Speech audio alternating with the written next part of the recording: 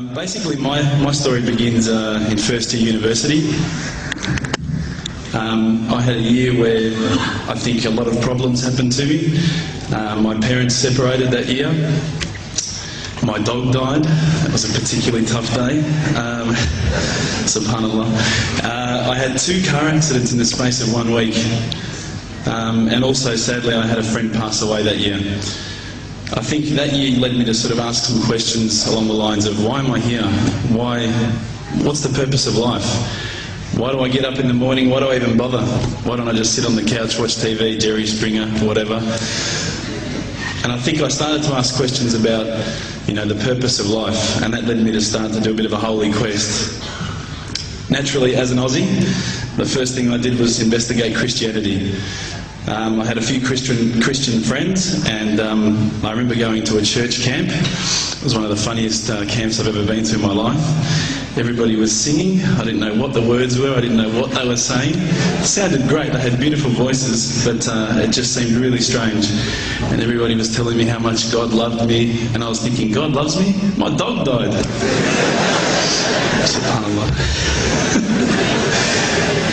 So I kept on investigating Christianity, and I went to a whole lot of, different aspects of Christianity. So we're talking about Catholicism, we're talking about Anglican, Baptist, priests, pastors. And every time I'd go there and ask questions, I'd find that they wouldn't pick up the Bible and start to say, oh, this is the answer, my dear brother. They would just start answering me.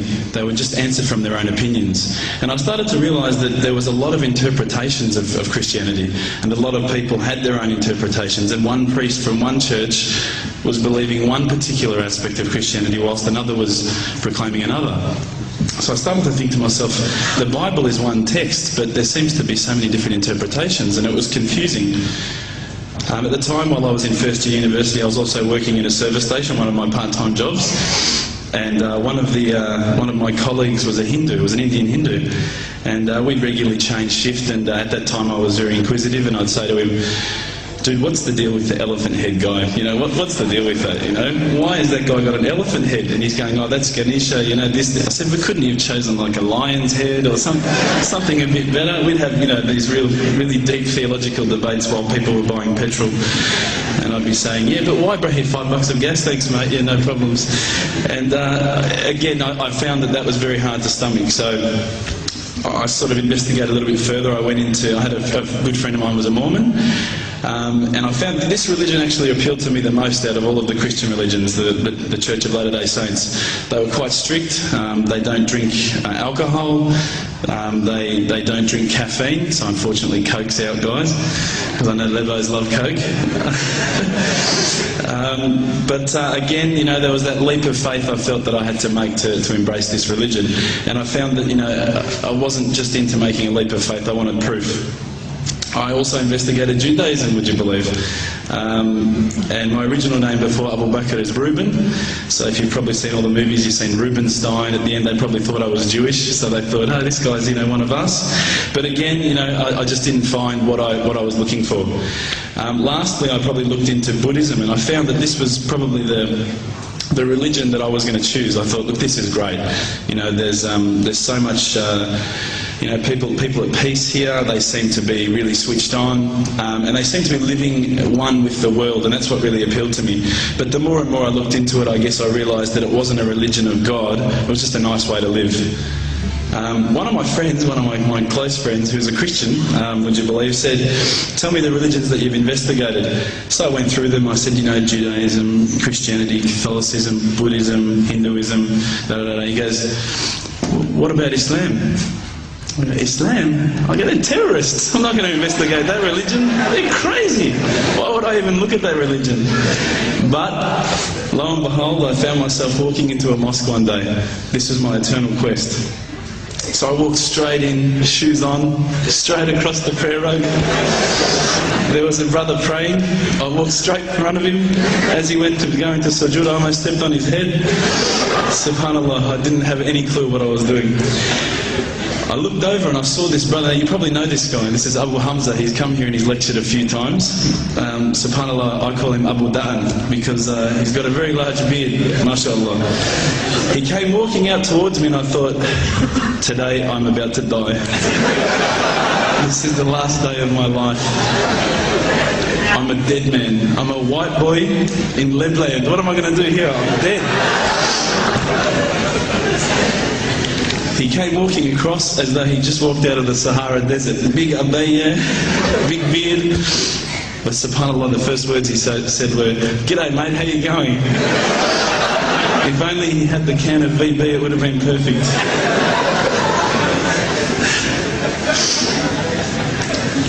SubhanAllah, I was very taken aback by his welcoming nature. As Aussies, I guess now, I don't want to offend any Australians here, but my upbringing is from a country upbringing. My parents raised me as an atheist. They were raised as Christians. They were dragged along to church every Sunday, and they hated every minute of it. So as soon as we were born, they drummed it into our heads that when you die, you're worm food. That's it. There's no afterlife. There's no God. It's all rubbish. So I was raised as an atheist. So when I walked across and I saw Abu Hamza and he was talking to me in a very polite fashion, which I was very thankful for because I was sure I'd seen him on the 5 o'clock news hijacking a plane the day before. Now, Aussies are hospitable, don't get me wrong, but Lebos are the most hospitable people I've ever come across. And as the brother Hamza was saying, these brothers were making me cups of tea, you know, and I honestly needed to keep going to the toilet every 5 minutes. They just kept putting tea in front of me, biscuits. I'd never seen anything like it. And I think to some degree I kept coming back for the biscuits, but also for the religion. So when I sat down with these brothers, I actually started asking questions. I asked all the questions that I've asked of the priests, of the pastors, of my friends. And subhanAllah, the thing that really struck me is that every time I asked the question, they wouldn't just answer. They would pick up a Quran and they would say, "Read this, bro, read this." And there was the answer, every single time. And I would ask another question, you know, the hard questions, not the easy questions. Why do women have to wear the scarf? Why the hijab? How come I can have 4 wives and she can't have 4 husbands? You know, I wanted to know all the tough questions, which is the first questions I guess you ask when you come across Islam. But lo and behold, they kept on answering the questions with the Quran, not from their own opinion. And I got frustrated with this. And I actually said to one of the brothers, because by this stage I think I'd been going there for about a couple of weeks, there was always a few brothers there when I went. And I said to one of the brothers, I said, you know, what's your opinion on the matter? Why won't you give me your opinion? And one of the brothers turned to me one day and said, how can I have an opinion when this is the word of God? SubhanAllah, I remember that really hit me.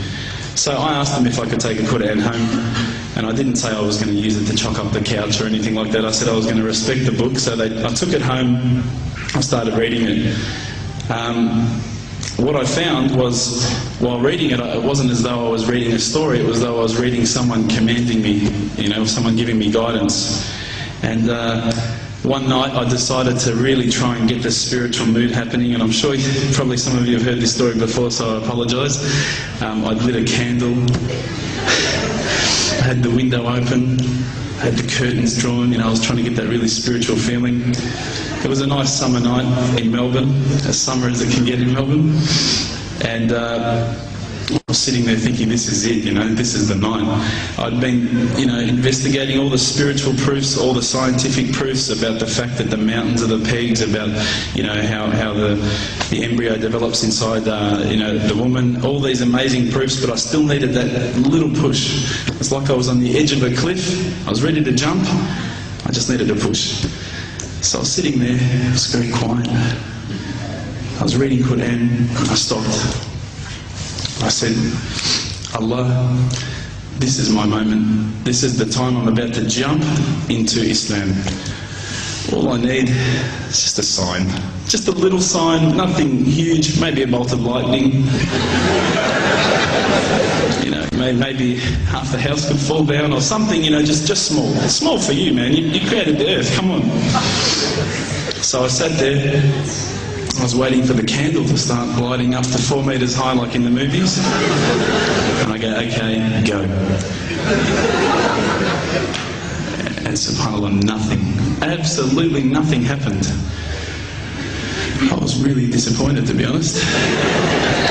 So I sat there and I said, Allah, this is your chance. I'm here. I'm not going nowhere. I'll give you another chance. Okay, maybe you're busy. You know, I know it's daytime over the other side of the world. There's a whole lot of stuff going on. Maybe this time it could just be like a car backfiring. You know, something small. All right, the half the house, the candle. Let's forget that. A bird could fart outside. I don't care. Just anything. So I said, okay, go. And subhanAllah, absolutely nothing happened. And I mean, I couldn't have even said, oh, that was it. That creep just then in the wall, that was it. Absolutely nothing happened. I was really disappointed. I was gutted. I was sitting there thinking, this is it, you know, this was my last chance, Islam, and I haven't found it. I pulled back the Quran, I turned back to where I was reading.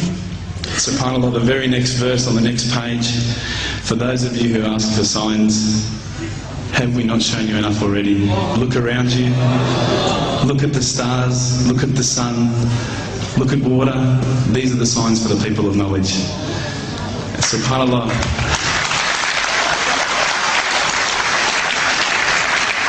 I threw the doona over my head and I pretended I was asleep. I was that scared because I couldn't believe how arrogant I'd been to want my own specific sign when all the signs had been there for me all along. The fact that we have this world, the fact that there is this creation, these are the signs for all of us. The next day I decided this is it, I'm becoming a Muslim. I'd been investigating Islam now for probably about 6 months, to be honest. I went in and I said to myself, this is it, I'm going to make shahada. I had no idea what I had to say, I had no idea what the words were. It was probably close to Isha prayer, so it would have been, 7, 8 o'clock at night.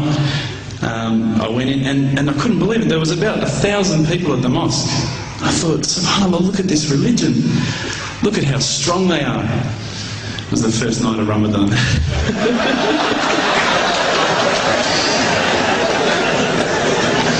Ramadan Muslims. So I sat there and I was very nervous, I must admit. I got up and this person's going to me, you got to say these words, bro, Ashhadu. I'm going, what? Ash what?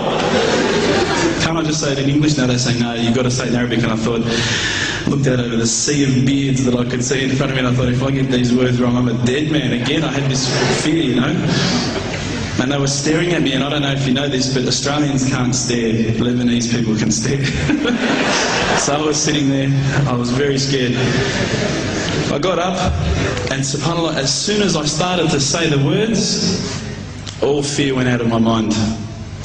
It felt as though a shower was inside my head and someone had just turned on the cold tap.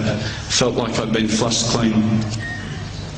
I said the words, and I wasn't expecting so many brothers to come up and yell, Takbir, Allahu Akbar, and start kissing me and hugging me. Now, I'd never been kissed by that many men in my life. But it was a beautiful day, I must admit. And that day was the day that I had more brothers than I could ever imagine, more sisters as well.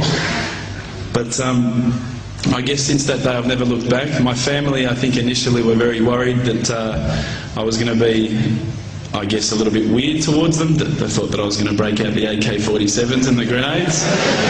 But they realised, I think, soon that this religion was actually making me a better person. Prior to Islam, you're not going to believe it, I had a mohawk. I did. I had, I'm not going to show you any photos. I had army greens, I had the Metallica t-shirt, I had the cherry docs. I was shocking, right? I thought I looked great, but I looked terrible. And alhamdulillah, ever since then I look as good as I do now. No, don't laugh, please. But my parents were the first people to actually say to me once, which really amazed me. They said, my father actually asked me for the Quran recently, which I was really happy about. I always thought he'd be one of the hardest people to work on. But he said to me, ever since you've been a Muslim, you've been a better person. You're more reliable. I can count on you to come and pick me up if my car breaks down. Whereas before I go, Dad, I was drinking last night, I don't know if it's still out of my system.